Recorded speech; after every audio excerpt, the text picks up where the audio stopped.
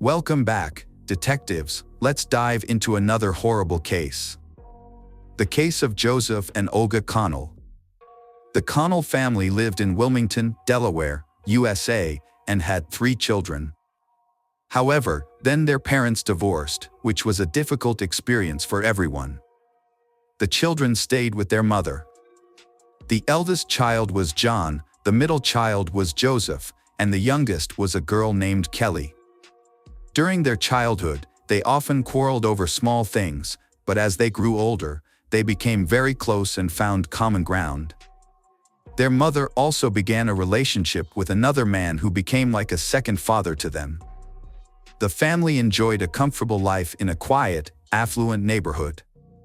Joseph, the middle son, known as Joe, grew up to be an ambitious and enterprising young man. Although he is often overly meticulous and focused on business, he is also known for his cheerful personality. He has done well in his career. He co-owned a car service and a store with his best friend, Christopher. Their partnership thrived as they were both passionate about their business and focused on its growth. During this time, Joseph met Olga online, a young woman from Russia. Both were over 30 and had experienced heartache in previous relationships, so they were seeking love. They quickly connected due to their friendly and vibrant personalities, which made them likable to others. Joseph, who thought of himself as a lifelong bachelor, was surprised to meet such a beautiful blonde who changed his life and beliefs completely. They spent many hours texting and calling each other, and grew so close that Olga traveled from Siberia to the USA to meet him. Joseph was thrilled when they met in person. He was captivated by her beauty, and she appreciated his kind and gentle nature. Their mutual attraction led them to start dating, and their relationship developed quickly. Joseph's family quickly grew fond of Olga, as their son was completely smitten by her.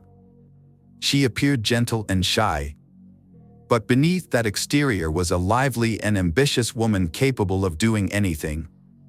The entire family adored her, believing she was the one who could finally help their son settle down. Joseph had promised to marry her, and soon after, they decided to plan their wedding. Problems in the relationship began at that moment. The first issue was the wedding ring. According to family tradition, the mother wanted to pass down her jewelry to her son, Joseph. However, the wedding ring had already been given to her daughter Kelly, who had married 10 years earlier. This ring was valuable, worth about $20,000 due to its diamond inlay. Joseph discreetly replaced the diamonds with cubic zirconia and gave the modified ring back to Kelly. He then took the diamonds and set them into a new engagement ring for Olga. He assumed that Olga and Kelly wouldn't notice the difference. No one intended to deceive Kelly. They meant to return everything eventually, but the process took longer than expected. Kelly eventually noticed the difference in the stones, which upset her. She confronted Joseph about it, and he became very upset as well. He felt that she was trying to break family traditions, which angered him. The wedding ceremony was held in the U.S. Virgin Islands.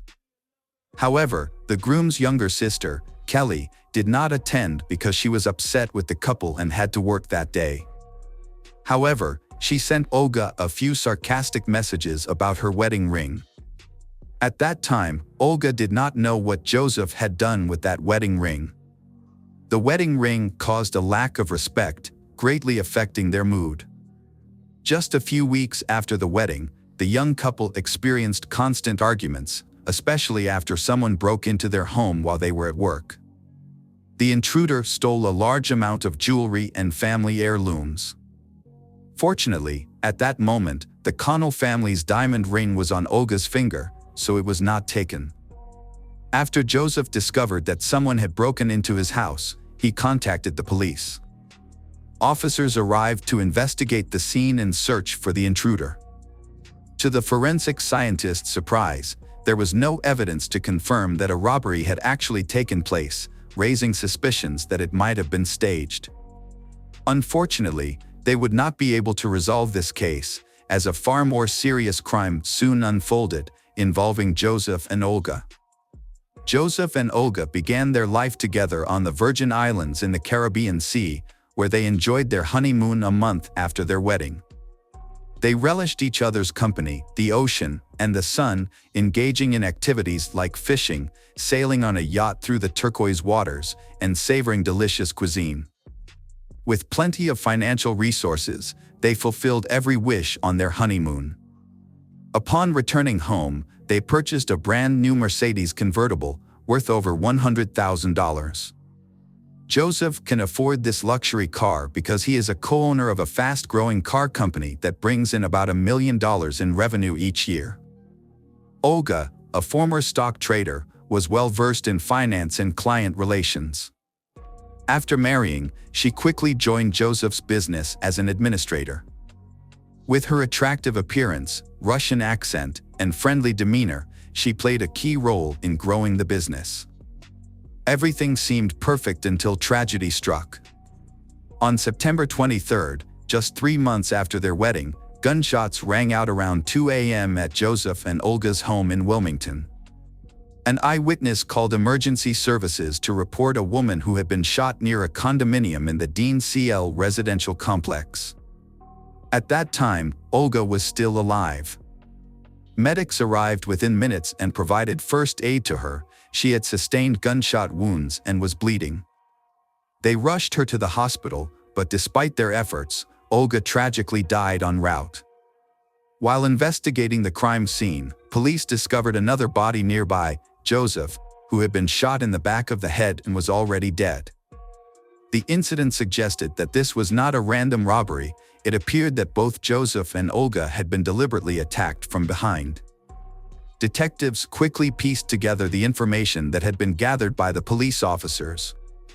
They suspect that the previous robbery at Joseph and Olga's home may have had something to do with their tragic end. Although there were several witnesses and neighbors who heard gunfire, no one actually saw the shooting, which left investigators without clues new. Some witnesses mentioned hearing 2 men arguing loudly just before the shots were fired.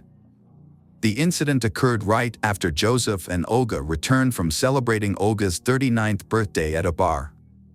They had spent the evening with friends and family, enjoying themselves until they felt tired. After midnight, they drove home in their convertible and parked near the condominium entrance, unaware that danger was waiting for them. Olga suffered multiple gunshot wounds to her face, with one bullet entering her cheek and exiting through the back of her head. Joseph was shot multiple times, including in the head, and was found lifeless in the bushes nearby. Meanwhile, Olga was fighting for her life and waiting for assistance. The police arrived while helping Olga, hoping she could provide a name or some clue about the attacker. However, she did not respond. Nearby, they discovered many spent cartridges, suggesting that there might have been multiple assailants. The cartridges came in different calibers, indicating various types of weapons were used. It was unlikely that a single criminal would use different pistols. In total, around 20 bullets had been fired, further implying that several attackers were involved and that they acted with confidence. The police quickly confirmed that the attack was not a robbery, as nothing was stolen. Joseph and Olga had a wallet with a large amount of cash, and Olga's bag containing a phone and other valuables was left nearby. She was also wearing an expensive wedding ring worth tens of thousands of dollars. After investigating the incident, the police determined that it was an ambush targeting there. They were deliberately attacked near their home and shot multiple times. They appeared to be a happy couple with no known conflicts. However, the motive for the attack remained unclear. Once the investigation started, detectives interviewed the relatives of Joseph and Olga. Joseph's mother and stepfather claimed that they had no enemies and that no one wanted to harm them. However, it was known that Joseph had a disagreement with his younger sister, Kelly, regarding the wedding ring, which came up during the questioning. Some suspected that Kelly might have killed They out of jealousy over the ring. Did she really hate her brother, Joseph, so much that she had to kill both him and her sister Olga-in-law in revenge. However, it was odd that Kelly was one of the first people to arrive at the crime scene, especially since she lived in another part of the area. She was visibly affected by the tragedy. She actively cooperated with investigators and looked forward to providing assistance. She opened up about her recent problems with Joseph, which she had been dealing with for about a month. She honestly told them the whole story and even showed them the angry text correspondence they had exchanged with each other and with Olga. The messages indicated that Olga suspected Kelly of the robbery, but she denied any involvement and claimed she was innocent in the attack on Joseph and Olga. Meanwhile, it was confirmed that the attacker was a man and had an accomplice. Detectives also discovered that Kelly had been fighting breast cancer for a long time, had recently undergone difficult treatment, and was in recovery. Given her condition, it seemed unlikely she had the physical strength to commit the crime. Despite this, the Armed Forces Police still considered Kelly a suspect, believing she might be involved due to a potential motive of greed. Throughout the interrogations, Kelly did not crack under pressure, yet she remained a suspect for a considerable time because of the apparent motive. At this point, detectives are also considering another theory, that the crime could have been motivated by jealousy. They considered whether one of Olga's or Joseph's ex-partners might have harbored resentment and sought revenge.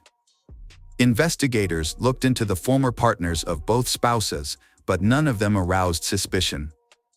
Olga had no relationships in the USA besides Joseph, making the possibility of an ex-boyfriend of hers from Russia coming to the United States to seek revenge unlikely. Contrary, Joseph maintained good relationships with his ex-girlfriends, and none wished him harm. They were both married and had no intentions of rekindling past relationships, leading detectives to dismiss this jealousy theory. Researchers have had difficulty finding a motive for the tragedy. Detectives began to consider other motives and searched for any enemies of Joseph and Olga. However, they were kind and friendly, and they had no involvement in any conflicts. Subsequently, they turned their attention to Kelly's husband, Gareth. They suspected he might have been persuaded by Kelly to commit a double murder. However, Gareth had a solid alibi. He also corroborated Kelly's statement that on the day of the murder, she had been feeling unwell and was recovering from an illness. The theory that Joseph and Olga's deaths were related to criminal activity has been skepticized due to Joseph's reputation. Joseph made his money honestly and he and Olga will not engage in illegal activities. However, witnesses later confirmed that Joseph was secretly selling steroids. The sale of this drug was banned and he made huge profits from this. Joseph's business associate, Christopher River, was implicated in the crime. A close associate of Christopher revealed that he had often spoken negatively about Joseph, he even accusing Joseph of embezzlement. This stems from the fact that Joseph sold steroids through Joseph's joint store with him, and Joseph kept all the profits for himself. Detectives then visited Christopher, who had been Joseph's partner for over 10 years. They had built their business together from the ground up. They also very close and have been through many difficulties together.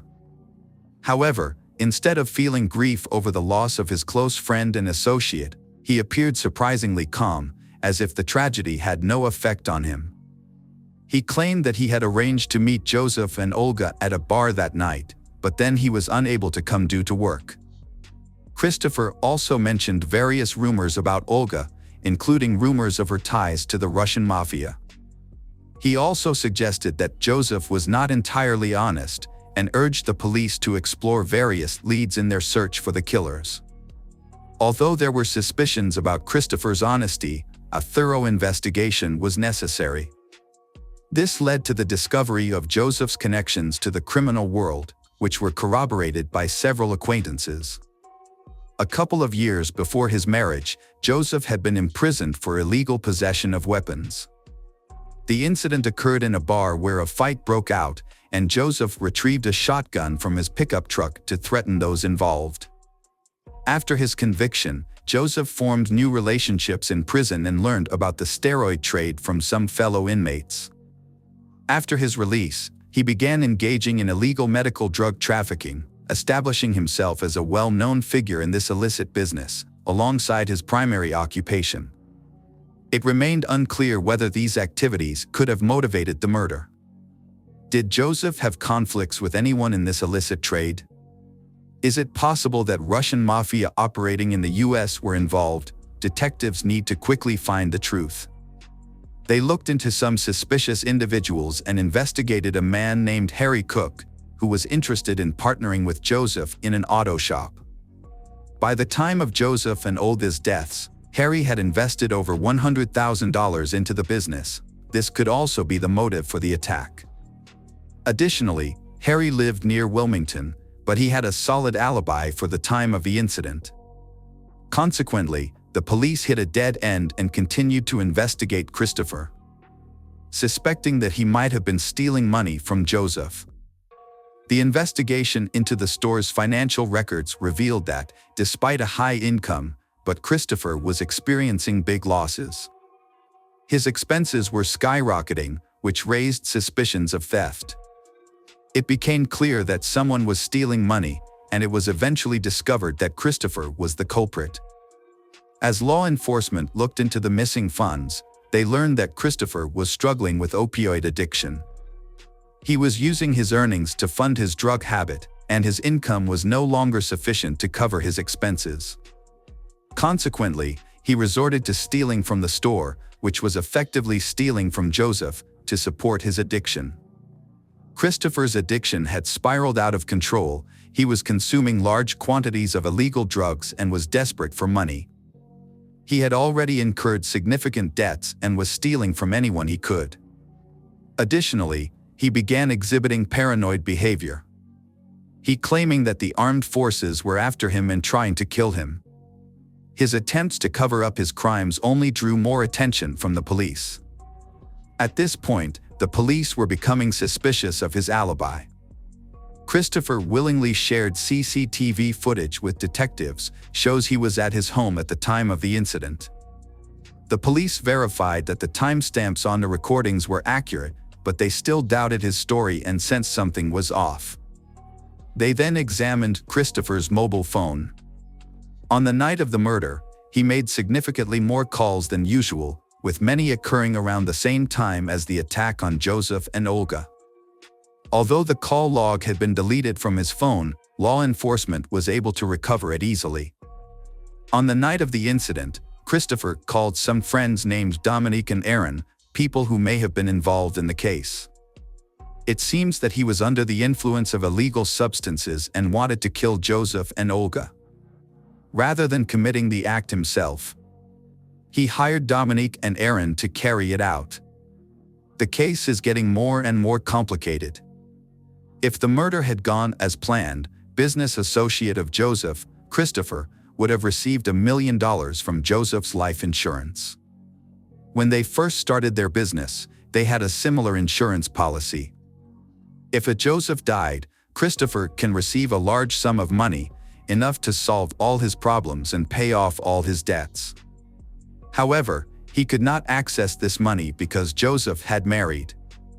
Following the murder, Joseph's wife, Olga, would receive the full insurance payout, leaving Christopher with nothing. Therefore, he felt he needed to eliminate both Joseph and Olga to be able to get all of this money. This theory is reinforced by conversations between Christopher and two accomplices, Dominique and Aaron, on the night of the murder. Christopher frequently asks them when they will return home, which shows that he is very worried about the success of the attack plan. The responses he received were unclear. Detectives quickly seized 4 mobile phones belonging to all suspects involved in the double murder, Christopher, Dominique, and Aaron. They analyzed the phones using cell tower data, confirming that on September 23, 2013, Dominique and Aaron were near the Joseph's house. The main culprits, Dominique and Aaron, were seen on surveillance cameras which Christopher presented to validate his alibi. However, video from surveillance cameras has evidence that does not support Christopher. It revealed the unusual behavior of he appeared restless as he paced around the apartment, worrying without letting go of the phone. At that moment, he was clearly awaiting a response from Dominique and Aaron. Notably, then Dominique was of great assistance to the investigation, he confessing during police questioning and agreeing to a plea deal in exchange for a reduced sentence. He stated that Christopher had asked him to kill Joseph and Olga. Christopher had initially provided a $5,000 deposit, then promised an additional $60,000 once Joseph and Olga were dead. As part of a plea deal with the prosecution, Dominique testified against Christopher in court. A year after the brutal massacre, Christopher was charged with conspiracy to commit double murder, Joseph and Olga. Aaron also appeared in court. The hearing started 19 months after the investigation began. Although Christopher had a detailed plan, it ultimately failed. He hoped that the investigation would become confusing and not go in the right direction. He suggested several explanations, including Joseph's involvement in illegal steroid sales, robberies that happened just before the tragedy, and a feud with Kelly. Christopher thought these ideas might distract the police, allowing them to arrest someone else. Fortunately, law enforcement did not fall for his tactics and uncovered the real killers. The police proved that the robbery at Joseph's house before the murder was staged on Christopher's orders. They entered the house to find and steal an engagement ring. If successful, investigators would likely have considered Joseph's younger sister, Kelly, the main suspect in the murder. However, the ring was not stolen, resulting in Christopher's plan failing. During the trials of the criminals, Baron Thompson has confessed to the murders of Joseph and Olga and received a sentence of 45 years. Evidence showed that he was the one who fired the gun. Christopher Rivers, who instigated the crime, was sentenced to 2 life terms plus an additional 50 years. His accomplice, Dominique Benson, was convicted of conspiracy and abetting, receiving a 5-year prison sentence. In this case, Joseph's younger sister, Kelly, has been hurt a lot. Initially, the police pressured her, attempting to falsely accuse her of murdering her own brother, Joseph, putting her at risk of imprisonment despite her innocence. Although she felt upset about her mother and brother's actions regarding the wedding ring, but those issues are just minor controversies. During the funeral, Kelly expressed her deep love for her brother and grieved the significant loss.